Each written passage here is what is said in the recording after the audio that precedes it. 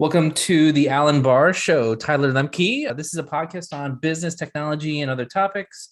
I want to introduce you all to Tyler here. Tyler is someone that I work with, and he has a broad knowledge and a passion for developer topics. Tyler, tell us about yourself. Yeah, I'm been a software developer for about 5 years. I'm really interested in cognitive science, so how we learn. Um, Also randomly interested in a bunch of topics around software design and kind of high level stuff like event storming, architecture, and things like that.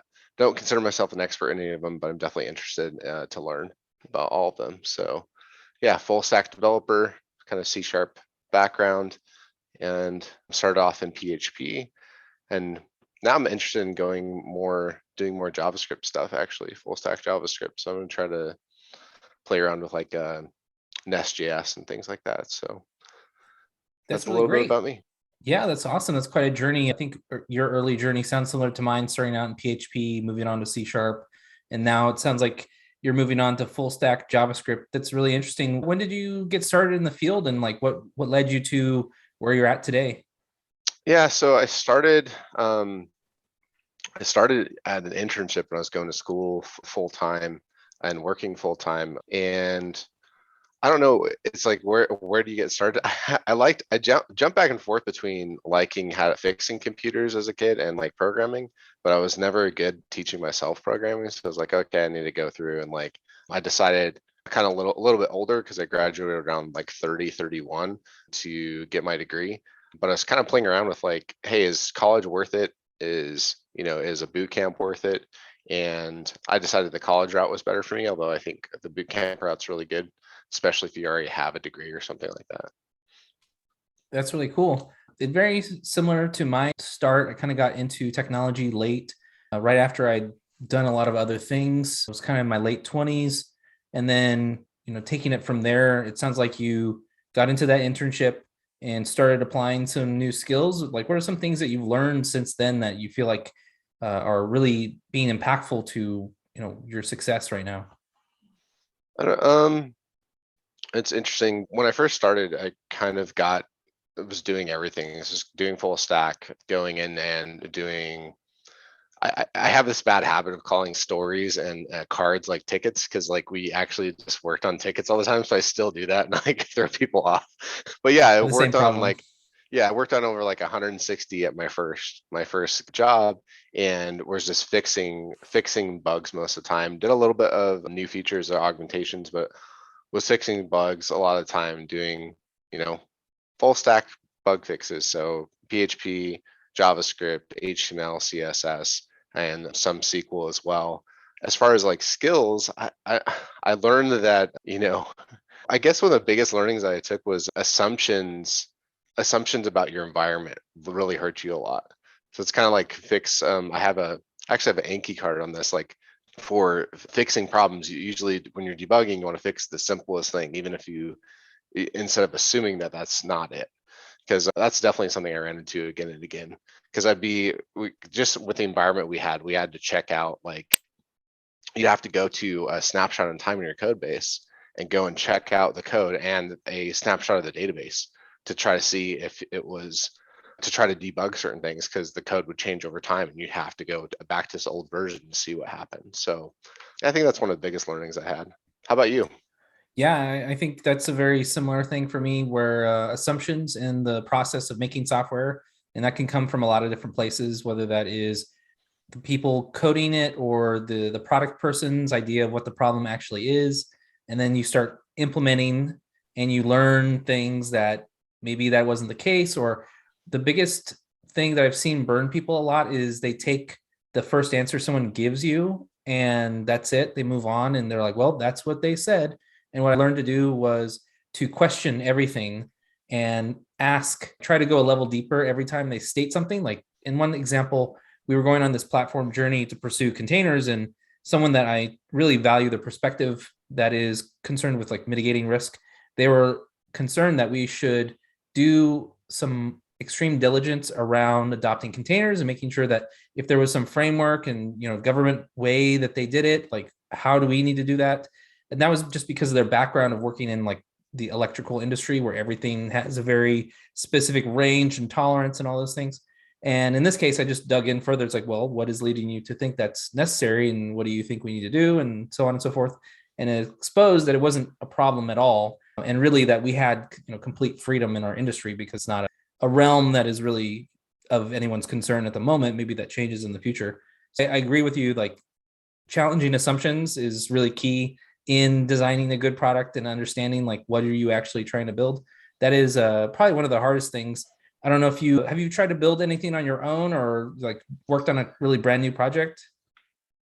I've worked on a real brand new project last year. I've done toy things. I haven't been good at following through with my own stuff, to be honest. Like, I'm kind of the typical like, oh, I'll start something and then it doesn't get off the ground. But I am working on that with, like I said, I want to do some full stack JavaScript stuff, because I think the speed of what I like about the full, just an aside too, the interesting thing with full stack JavaScript that I think is really cool is that all your contracts are the same between your front and back end. So all of your classes, and like you can just have your interfaces will be exactly the same. And like you can code to those. There's no mapping or anything that you do typically have. I'm like, that's got to speed things up at least a little bit. So, but for that aside, yeah, I've worked on greenfield stuff kind of last year and saw some pros and cons to getting things out really quickly. So cons were that quality definitely suffered, but the pros were we got acquired like twice within well, we actually got acquired very quickly after our making our initial software. So you can argue like, oh, the quality and this is an interesting thing I kind of realized was like, because I've always been kind of like quality person, and then you have to realize from the business perspective of how important it is to actually get something out the door that's working. So there's definitely a give and take there. And I think that's where I think a lot of developers actually fall in the other category of having a bias towards action instead of a bias towards testing or quality or thinking about things. And I don't think that's necessarily bad. I think it's interesting.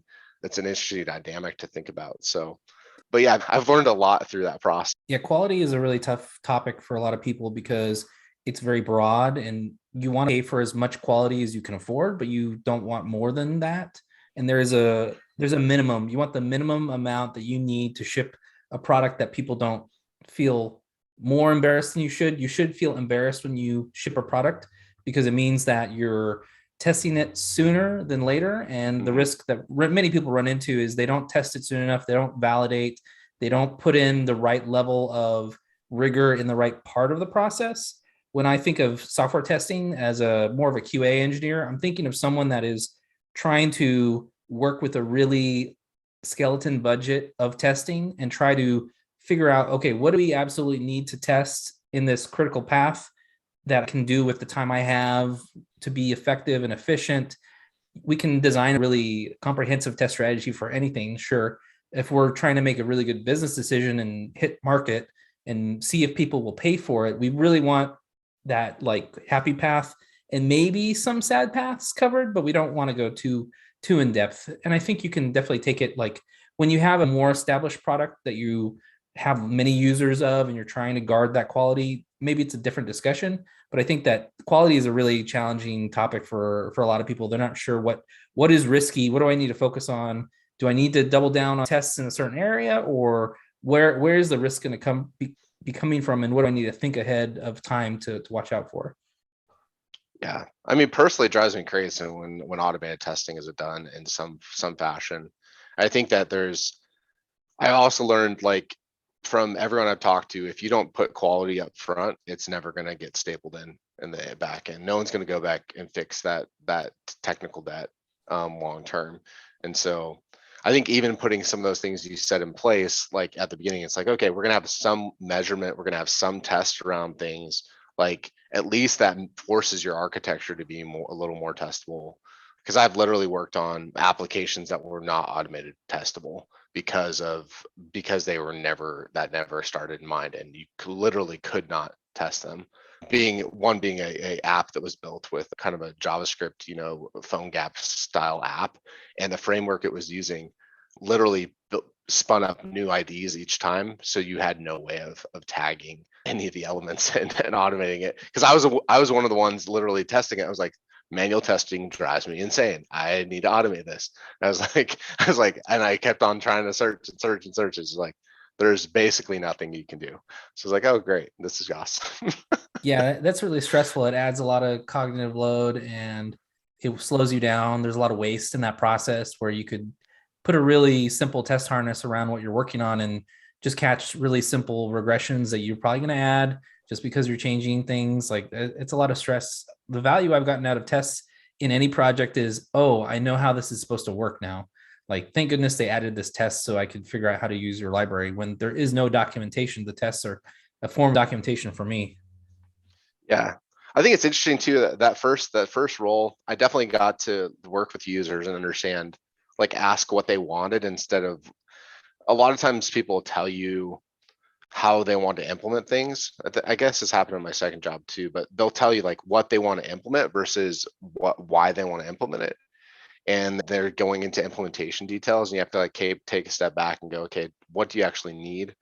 And another thing is realizing that you only need your software to do about 80 to 90% of what they're asking. And then you have to manually work around the rest, because to customize software, especially software as a service, to the level that a lot of customers want is just untenable from a testing and maintenance perspective. And so those are a couple other other things that were really valuable lessons to learn Those are early on. great learnings for sure. Working on a product now for a couple years, a platform type of product, really hammered in the lesson of, like you're saying, really vocal users asking for specific workflows that really aren't going to work for most people. And it would be, unfortunately, a miss, but you have to listen to them and really try to show that you're empathetic to their position and you're hearing them out, and then still make a good decision for your product. Like you're saying with software as a service, you can't solve everybody's needs 100%. You're not going to have a real good product then. And it's a real interesting game to play where you're adding ideas to the backlog and hearing them out, and then still attempting to show your decisions around, like, why are we changing the software to be what it is, and explaining to stakeholders where your focus, what the next thing you're going to be doing is. And like you're saying, people will come to you with their solutions because that's what they understand. But your job as a creator of software, as an engineer or a product person or whoever, is understand what is the root desire that they're looking for, or what are they trying to accomplish with software. And they're not going to tell you, they're never going to tell you exactly what they want or know. Yeah, and the answer, what I learned there is the answer might be, because I had really smart bosses actually, and the answer might be, hey, you need to go use a spreadsheet software and maintain this outside that might be the real answer, because the it's going to cost us $1 million to develop this, and you're only paying $100 a month. So the answer is this, like, Yeah, the or it answers just is or the just smart doesn't way. make sense, right? It just doesn't make Yeah. sense, and you've got to. It's not what people want to hear though. It's really like people don't want that to. And I empathize with that though too, because I'm a user of software, and like I'll probably bug you for things to be like, oh, I really want this in a platform, in the platform or whatever. And it's like, but so you can definitely empathize. But that's an interesting thing as well. I went to a meetup here in Dallas a while. It was one of the first meetups I went to, and it was for, I like to go to Scrum meetups once in a while. I haven't been in a long time, to be honest. But they talked about, what's it called? Is something like empathy mapping or something like that. It was a really cool, I don't know if you've heard of this, but you basically build personas. I'll try to give you a link to it afterwards, but you basically build personas and you put yourself in the shoes of an actual user as your software. And it was really cool to see that level, because personally sometimes I've gotten antagonistic against users, because it's like, hey, they want everything, you can get in this mindset of like, you're working kind of against them. And it's sad to say, you shouldn't really have that mindset, but it's a reality, I think, for some of us. And this, again, I think it's called empathy mapping or something like that. You make a persona and you really try to empathize with what it's like to be that user. It's been a long time, so I can't remember the exact Yeah. steps, but it was kind of a team activity, and I thought it was really, really cool. So hopefully I named it the right thing, but Yeah, I um, mean, it just sounds interesting off the bat. Like, I can imagine many cases of software that I've worked on where as a quality engineer, I didn't have direct access to the users. That was something that a product person managed, or we were in completely different territories, different states. I didn't have the context of those personas. So if someone could document exactly what are those personas like, what is their reality of the world, and in your example of the software engineer, the feeling if you don't have exposure to your users is this dichotomy of they want things and I'm a provider of those things. However, this is the system that is, this is what we built and I'm fighting it constantly. And these parts are easy, these parts are hard. Those features you're requesting are maybe they're really daunting or it's a big ask. And I don't know how we're going to achieve that. Where, especially if a big enough system, you have all these people that have really different goals and journeys. In one way, you can think of like user journey mapping or something, trying to understand like how is the software helping them get their job done. And it may not be. I've seen instances where software just makes their job harder, or it's the workflow is spread out all over the place. The product can only serve so many different people, and we'd love to believe in this world where all the features can be added constantly and everyone's going to be able to get all the things that they want. But at the end of the day, it takes people to change software and then have that cognitive load around like understanding them and how they're going to use the software. And that's constantly evolving. Imagine your business is changing, business environment. It's a lot to really keep hold of. And there's no easy answer. I think trying to put the user in the forefront to understand like what's painful and what's not. And then sometimes something might be so painful, but you're never going to fix it. And that's okay. But maybe there's some options around setting better expectations, trying to communicate where your focus is so people understand, well, I get that this is the one painful thing, but I do only do it every 2 weeks. So I guess I can deal with it. Or it could be just, poor quality in your software where there's a delay, like you're trying to click a box and it's like, oh, this is really delayed. Like this is really painful. And you don't want that, but you do want to think about the users as much as you can. Yeah, and I think that I've been on the other side too, where, I've heard, I've been in on a team and people are like, oh, these people are, silly for asking for these things. But then I'm like, when you hear their side of it and you hear, wow, this is really painful, and you can put in their shoes and go, wow, yeah, that really is a painful user experience. I think that's why dog fooding is so important as developers. Is like if possible, it's a little harder with some software, but if possible, if you can, if people don't know that term, it basically means you're eating, quote unquote, eating your own dog food, but meaning that you're using your software on a daily basis, so and you can feel the pain points and bugs and et cetera with what your users using. So example of companies that do this are like Microsoft uses Azure. I think they use Azure repos, Azure DevOps, right, for their processes, so they know what it's like as for developers using that platform as well. But yeah, I think that's definitely a huge thing. But yeah, some of it's a mindset related too, right? And switching your mindset and being way more putting yourself in people's shoes, and sometimes as developers we don't there's a little bit of antagonism there too, because sometimes companies like to shield their developers from the actual end users, from getting constant requests or from keeping them from getting blocked. I think there's definitely some benefit with having developers be able to talk to the users more. That's something I wished was more available sometimes, and being able to see, like we talked about, like see the actual pain points. You can see your users, user software. It's immensely useful to go, wow, I had no idea that really sucks. Yeah, it's very enlightening. I watch recordings of something called Full Story. This is an application you can install in a website, and it will record how people are using your front end application. You can see the struggles. You can see people not understanding something, or you notice that there is a flow that doesn't map to what people were expecting. There's all these surprises. I don't know if you've heard of the book Don't Make Me Think. That's a book that I continually look back to around designing software, that you want to build something that people can just use out of the box. They don't have to think a lot about it. It's very intuitive. It maps to what a lot of the other software is doing. You're not introducing a new cool way to do something, because that's a new cool way you have to train people to do. But it's an ever-present problem. I think it's really easy for us to get away from what our users are doing, how they're using the software, and think that we just need to build, add new things. And there's a lot of room for improving the quality, the experience. We could go even into developer experience where you're thinking through how to make good tools for your developers. I think there's endless opportunities. You still have to decide, okay, where is the leverage point, or how do you accept the fact that you could improve the experience about this one thing, but you only change it one time. You can live with it for a long time. I still struggle with where do we really need to focus, or how good does this need to be? Because we can make anything really great. Anything's possible. Right. So when you're talking about that, are you familiar with isn't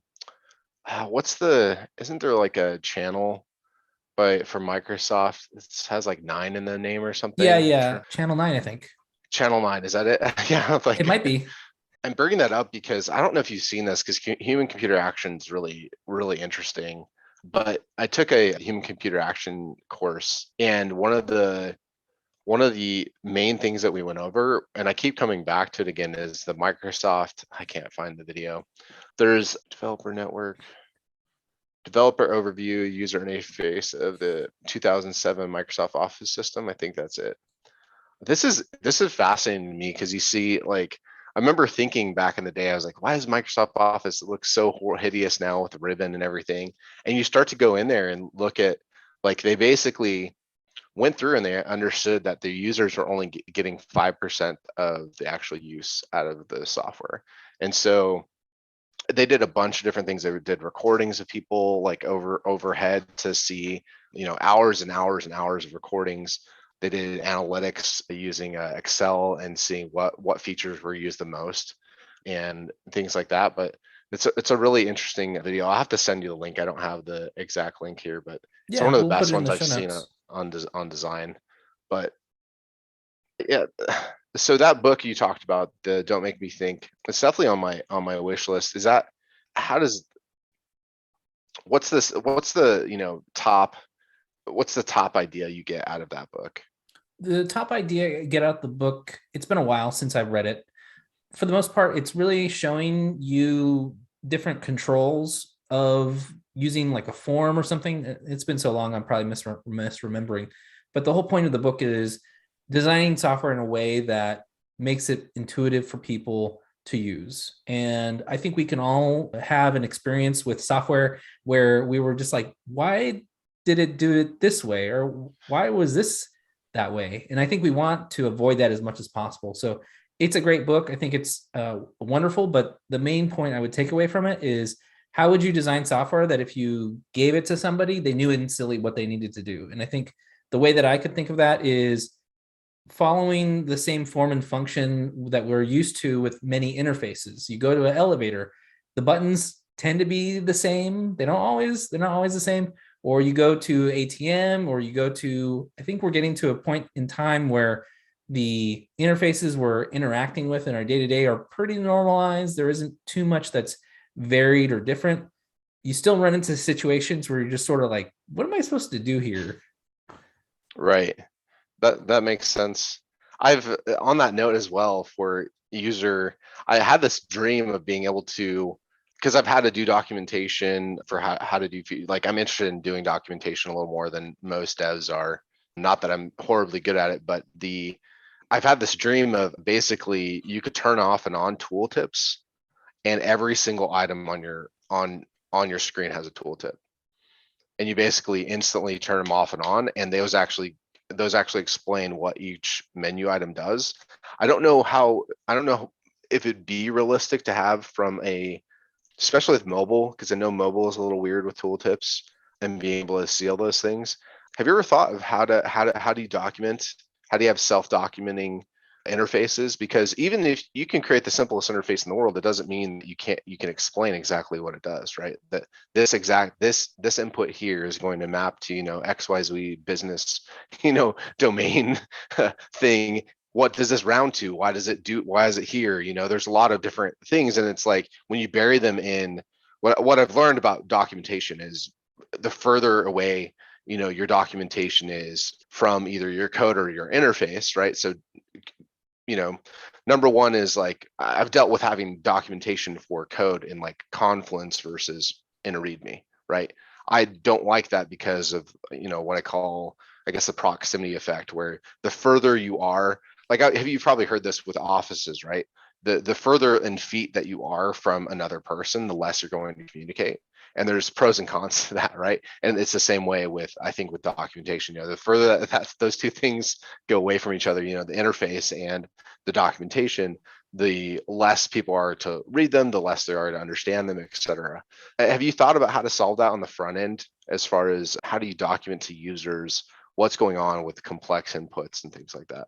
Yeah, I haven't really found a perfect solution here. And one of the solutions I've seen that I like, but then I'm also soon annoyed with, is where there's a user guide prompt that pops up. You see this when you go into Slack.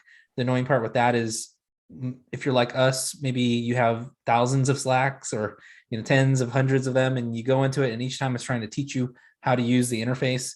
I think that's beneficial in a certain use case if it's the right kind of software. In other cases, I could see tool tips that are embedded that kind of walk you through, or it could even be just a video that, before you use the software, explains to you, a person is telling you, walking you through how to use it. I think there's a lot of options out there that aren't too expensive. The fear here for me, like any person working with software, is when the documentation gets stale and people get frustrated that it's not up to date. And then the more places you have that spread, like you're saying, you have to go update it. If it's too far away, that you're never going to remember it anyways. So it's a big hassle. It's a lot of maintenance, but it can be very valuable if it sets the right stage. Again, I hope that we can design software that is so intuitive that once you've kind of gone through the flow of, this is how you submit a form. I imagine 10 years ago, many of us were still struggling to understand file hierarchy. And now with like iPads and things, that kind of has gone away. You don't need to think about file hierarchy as much.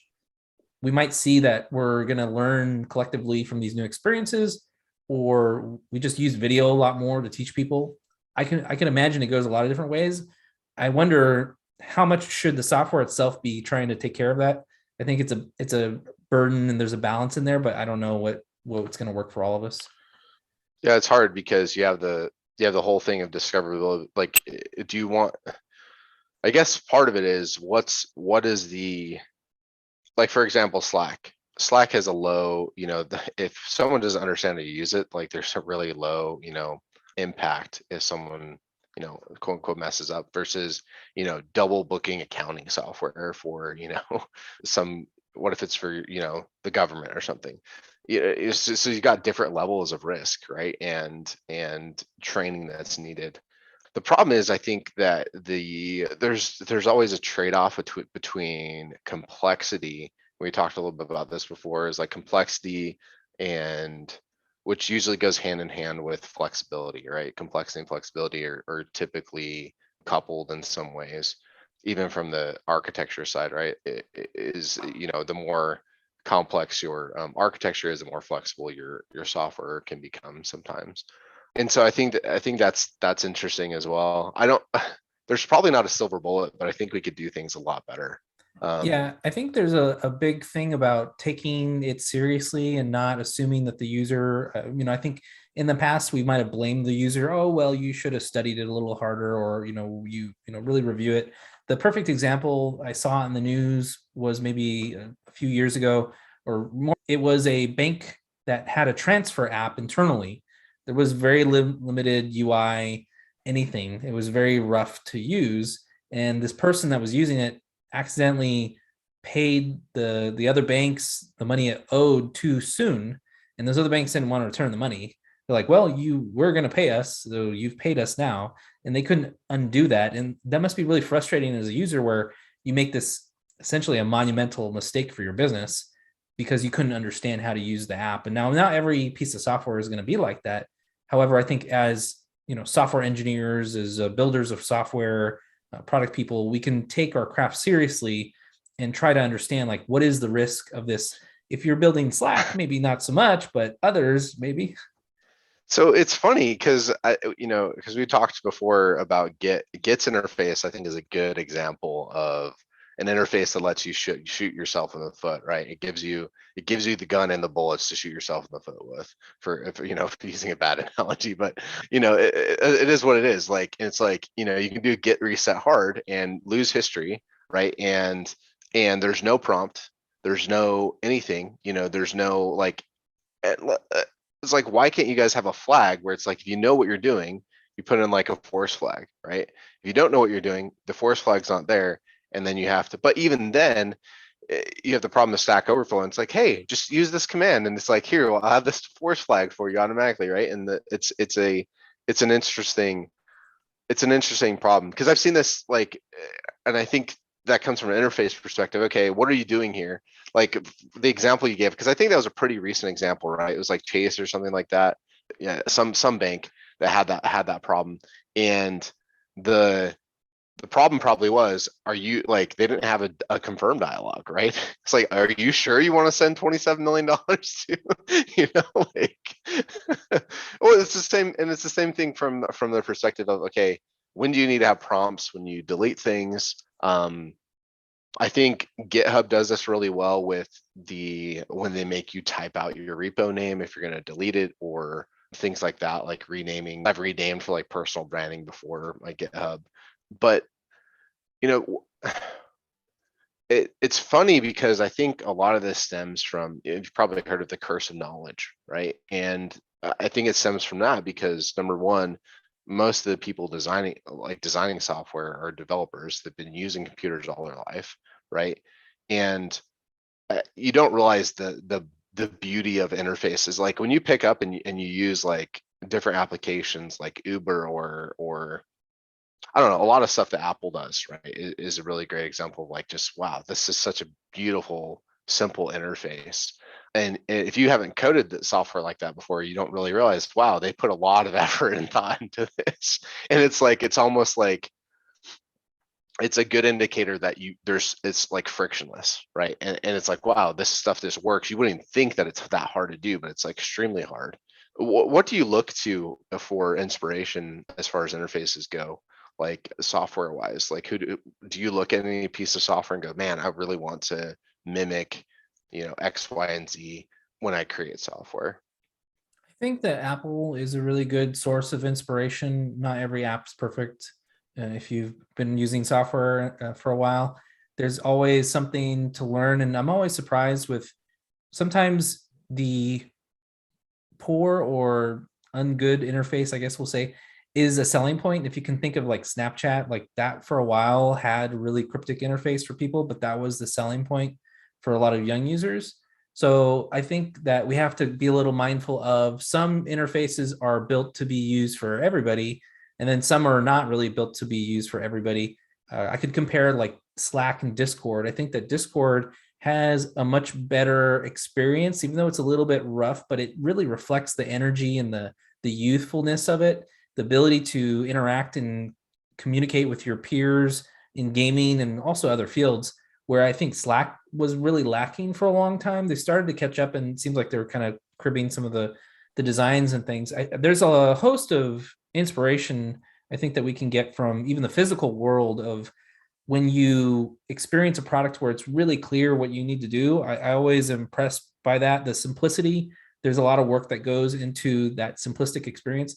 I couldn't name anything in particular off the top of my head at the moment, but I'm always inspired when I don't need to read a whole manual of things, where I don't need to really dig into what do I need to do with this tool. And a big focus of for me recently is this idea of tools for thought. And I think it originally comes from Andy Matsuchak online. He talks a lot about like building tools for people to learn. And then in our field, where I think that we add a lot of value, is building tools for people to do work safely. And I think that's where we can really frame the world. Like, you can frame how people should interpret the world via your software, that you can design an experience that is safe, that is enjoyable, that is frictionless, frictionful when you need it, where you need someone to take a step back and think, am I making a good choice? Am I making a good decision at this time? And that's the beauty of technology, is we have this infinite canvas that we can paint with. And then the dark side of it is it can be misused. You can, use the wrong colors. You can make your design in a way that it locks people out. It blocks them from using it. So I think the world is a source of inspiration for me, for sure. Yeah, it's interesting you brought that up because it seems like you have different, it reminds me of a class I took, but you have different, I guess I'll give you a little background. So I took an English class. I hate writing, honestly. That's funny that I like to do any documentation at all. My teachers called me Enigma because I do hate writing, but I like writing certain things. Like I really like doing like small documentation and be like, okay, this is how you do this, but I'm going to write the least amount of characters possible to explain it, which I think is actually a good approach, right? With documentation is like the minimum, like the highest amount of communication with the minimum amount of words. Because I've learned as well, like I learned, but from before programming, I wrote my own documentation for doing some like sales stuff in regards to like Amazon sales and whatnot, because we had this platform and I kind of documented out, and I realized no one used it, right, besides me. And I went through and like documented everything with this interface, and I realized, okay, like the minimum amount of documentation possible is really useful. But I can't remember the right terminology, but from this class, basically, they talked about how each individual group has its own words and terminology they use. And if you don't use those words and terminology, you don't matter. Right. And this happens in every group. So you can think of this in rap, right? And you're going to have slang and things like that you're going to use in that sphere if you like rap and you consume it. Rock, it's the same way. You can go to across music, you could go across, as developers, we're constantly using different acronyms, different terminology, right? So if you say things in a weird way, right, you're an outsider, right? And so I think of that was really enlightening to me to know that it didn't matter if you didn't speak the right language, and I think you're kind of hitting on the nail on the head with your software has to be as sophisticated as your users will be, and it's writing to your actual users, right? So, and I find this actually is really interesting with technical documentation is usually written to the smartest people, because the people writing that documentation are super smart. They have a lot of knowledge, right? And I constantly read stuff and I just feel like, and I hope other people relate, I feel like really stupid because I'm like, wow, I don't understand this at all. And I've seen it get better over time. Like a great example is if you ever try to read Java docs, like looking at those things is just like, wow, just your brain turns off like instantly. Talk about cognitive overload. Like it's like, wow, you're just giving me way too much information. I just want to know how to use this thing, right? And then you have W3 schools, which has its own problems sometimes, right? But I like to compare like W3 schools to MDN, right? And MDN's like your Bible, your encyclopedia, right? It's like this vast tome of knowledge, and you got your Reader's Digest over there. So when I teach, I talk about I talk about the differences there, and I think the knowing who you're writing to, I think it applies to software as well as documentation. I found that documentation, at least from a developer perspective, is certainly like they're like basically, people writing this sometimes are basically like they understand how to create languages, right?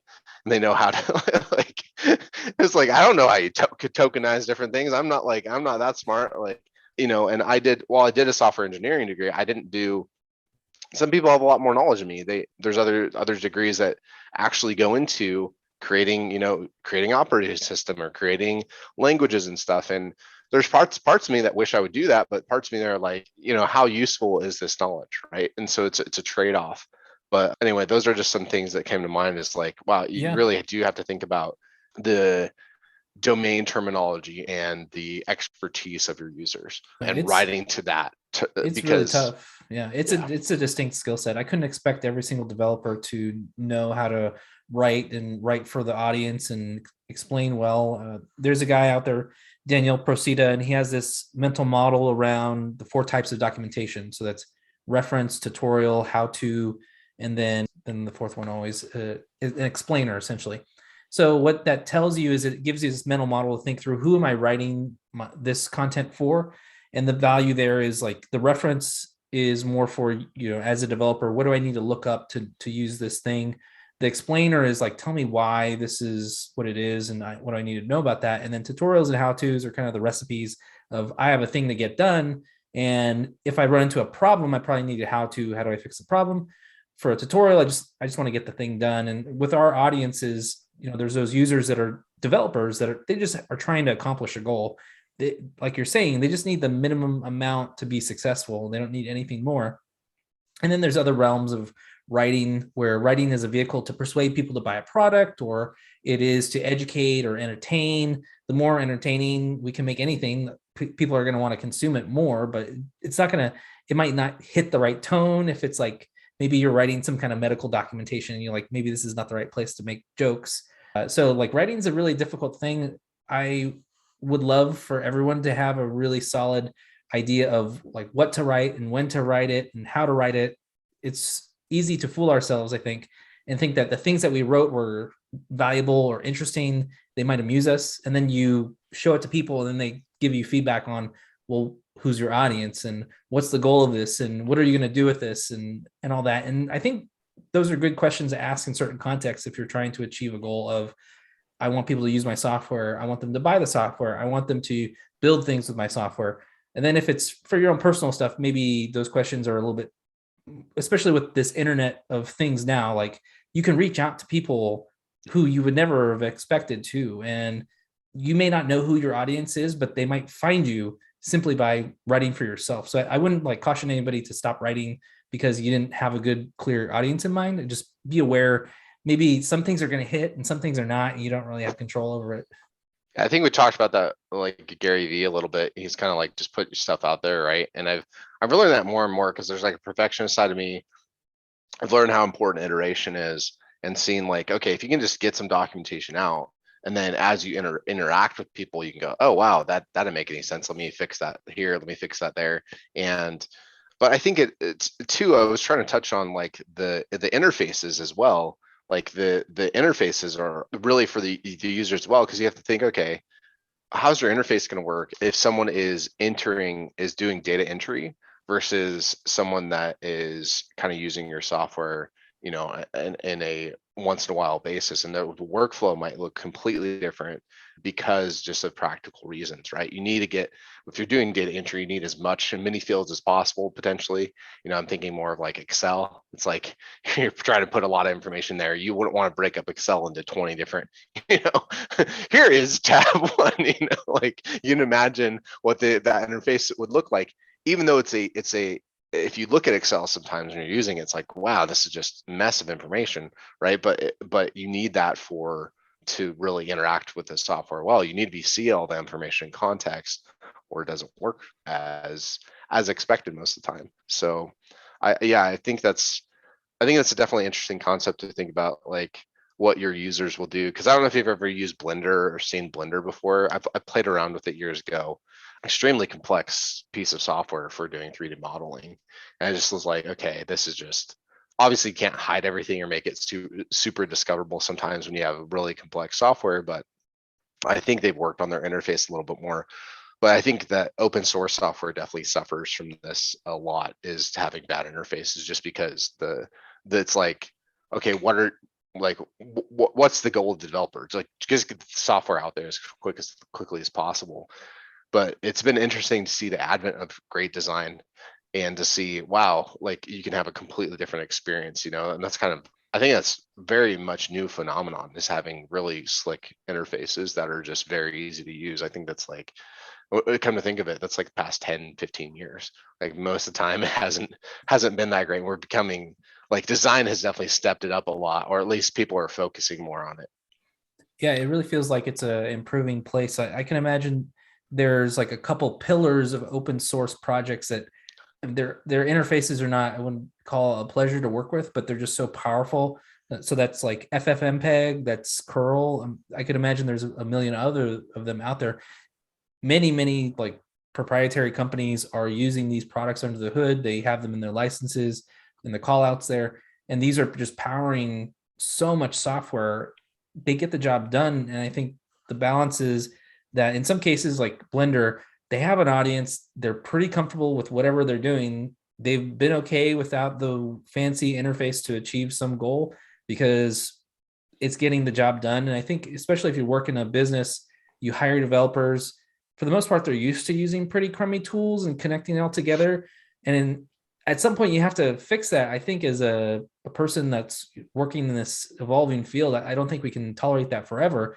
But a lot of us are really, used to that, and we're burned, and we have this maybe learned, assumption that this is how it has to be. I don't imagine it needs to, but now we're getting to the stage, like you're saying, where design is catching up to everything. Design is eating software in a way, and software is eating the world, like some people out there say. No, yeah, for sure. Yeah, and it definitely is eating the world. I think companies like Apple have definitely pushed design to be so important. Because I think like even when I mentor people and I think of like their sites, their personal sites, I think a lot of the time like wow, even though it doesn't matter if you have a really slick interface, like if you do, like even if you kind of just stole it from someone else, I'd honestly tell people if they want to have a good site, like go and take it. Don't try to put it off as your own, obviously, if you didn't write it, but like it'd be way better just to have an interface from from some designer because it's just you're naturally going to look more professional, at least in my mind, even though I know as developers like that stuff doesn't matter. And it's so I think it's just so ingrained to be like, oh, this equals quality, like good interface equals quality, even though it doesn't necessarily equal quality by any means. But there's something there to be said for making things look just very, I guess, appealing. It's like that first impression piece. Yeah, that's really interesting. Now, you were saying that you do some mentorship. Like, what is your thoughts around people getting into the field now? Like, it seems like there's a big amount of demand for software that how are we getting these people, accomplished into the field? For me, it didn't seem really straightforward or easy. I didn't go to some, computer science program. It seems like a lot of us kind of fall into it. How the people that you speak to, like, how are they getting into technology and how are they adjusting to it? I'm really curious.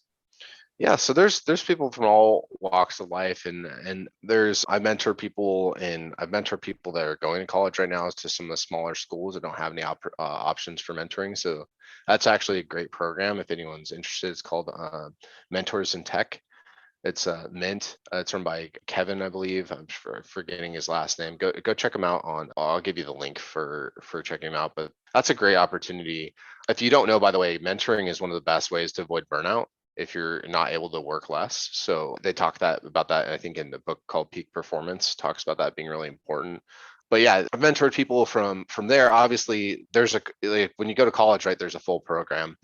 I've talked to people that have gone to free code camp. They augment that with some type of boot camp. I've worked for a lot of different companies.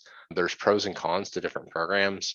I think I I I honestly think it's really hard to break into the industry, and that's what I felt, and that's what I've seen.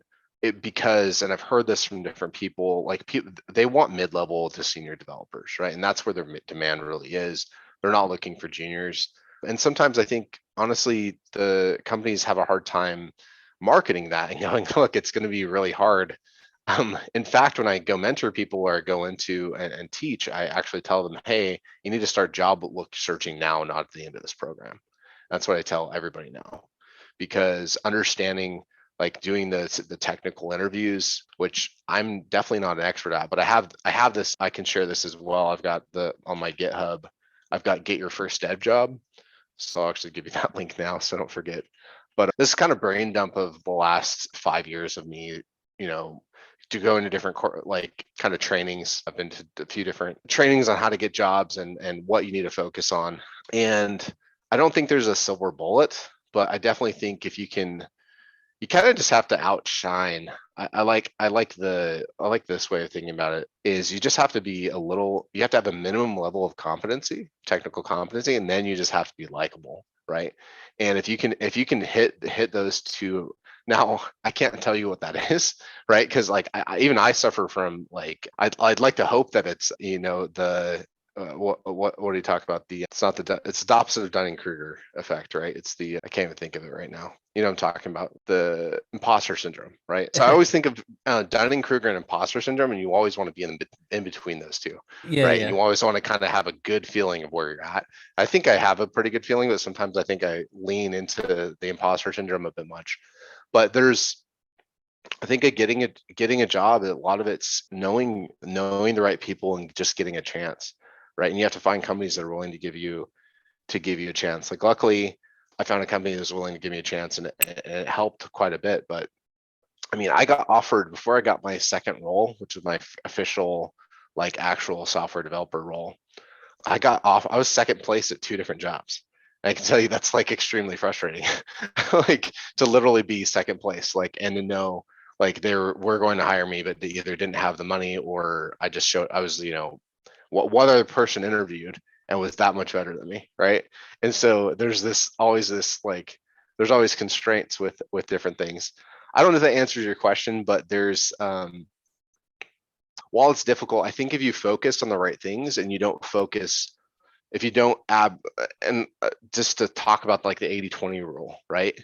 Is okay, are you spending the right amount proportion of time on the thing that's going to give you the best bang for your buck, right? And so a lot of times I see along on LinkedIn, and these posts get upvoted like crazy, and they're like, I applied to 1,000 developer jobs. I'm like, wow, you wasted your time. Like, how did you apply to 1,000 jobs and didn't get a job? Like, you did something epically wrong, like epically wrong in your, and I commend those people for their diligence. Like, I think you should hire those people. But the like to I think some people only think in a one set mindset. And I recently talked to, I actually want to do a video on this. I don't know if you've seen, I haven't done a lot of YouTube videos lately, but kind of thinking about the pipeline of, if you're heard of a sales pipe or sales funnel, right? And so you have a sales funnel, you have ads, right? You can think of, you have lots of ads at the top. So you'll have Facebook ads or some type of search engine marketing type ads, right? And you'll have a bunch of if you think of a funnel, you'll have a bunch of people at the top, right? That are coming in, and then they maybe get to your landing page, and then they read through your landing page, and maybe they click on the buy now button, and then the ones that actually put in the credit card come in at the bottom. Think of a classic sales funnel that way. Well, some people are they're putting all their energy into the resume stuff, and people aren't even clicking. If you think of it this way, people aren't even clicking on your ad, right? And you're putting all your energy into something where people aren't even clicking on your ad, right? And it's like, if you think of it that way, and I had that come to me as I was actually explaining, I was like, wow, that's like a really good analogy. So people are focusing on all the wrong sections when you actually want to kind of cut a slit in that funnel and stick people right in there. And that's with networking. That's with going to meetups. That's with, meeting people and providing value back and not looking desperate, right? Because that's the biggest thing, is like, you definitely don't want to, like, you've probably had this before. People are coming and asking you for a job, and you're like, I don't know what your skill set is. Like, that's not necessarily the best approach. But if you get your name out there and people like you, right, then they're going to be like, hey, have you heard of this job? And like, I think that can help a lot. That being said, I've actually landed most of my jobs through not through networking and just doing the typical thing. But I tell people, a few other tips for landing a job. Don't apply to any jobs that are posted after 24 hours. If you apply within 24 hours, you're most likely to be at the top. You're going to get callbacks, right? And and spend 75% of your time on networking and stuff like that. And that's would be my two biggest tips for trying to get past that. There's some other people I follow that I think are actually way better than me on this. There's a guy named Danny on LinkedIn. What's his last name? Those are great tips. Yeah, I don't know if I went to Danny Thompson's a great person to follow. He's very good at this stuff. So I'll put a link to his LinkedIn. He went from working as a fry cook to becoming a developer, and now he works for Google as kind of a community builder and kind of a dev. I forgot his exact title, but I think he actually works for someone else now. But anyway, it's a very interesting person, great person to follow. Nice. Yeah, I look forward to hearing more about the kind of hiring funnel you're describing. Hopefully, you get that content made. So, for the people that are listening, where else can they find you? Yeah, so I'm on YouTube. So if you type in Tyler S. Lemke, so Lem is Mike Ke, you can find me pretty much everywhere. So I do have my YouTube channel. I've got a kind of an older podcast. I think it has really good content for junior devs called Junior to Senior Dev. That's another one you can check out. I think it's on most platforms. And yeah, I'm on LinkedIn as well as Tyler S. Lemke. So I was surprised there's that many Tyler Lemkes out there, but I had to. Yeah, I was in the I same don't know how many position. Alan Barrs there are. More than you think, way more than you think. Great. Are there any parting words you'd like to leave for the audience? We covered a lot of ground in this talk, building products, building interfaces, design, communication, documentation. Yeah, I think we talked I think you have to find out like what your we've mentioned this before. I'll leave on this is like what your genius zone is. So like where do your interests and your abilities collide when it comes to software development? Like I by far don't think I'm a amazing software developer, but I have a lot of different interests that I'm able to bring in. I have strengths that I'm able to bring to companies, and my my people that hire me recognize those things. And so it's like understanding, are you the rock star dev? Or are you kind of all rounder? Are you interested in interface, like creating great designs? Like are you the design slash whatever dev? Finding your what might be called genius zone, which we might talk in about in a future time. If you can find that thing, I think that really will help with knowing where you lie, and helping kind of curb imposter syndrome, because not all of us are like amazing developers that can write compute like their own languages and operating systems and stuff like that. So I think it's a really good thing to know what you're really good at and what makes you stand apart, and to market yourself. Nice. Thank you so much, Tyler, for joining us. It was a pleasure speaking with you, and I think the audience will get a lot out of these links that we're going to be sending with them in the show notes. Thank you for listening, and it's been a great one. Have a great week.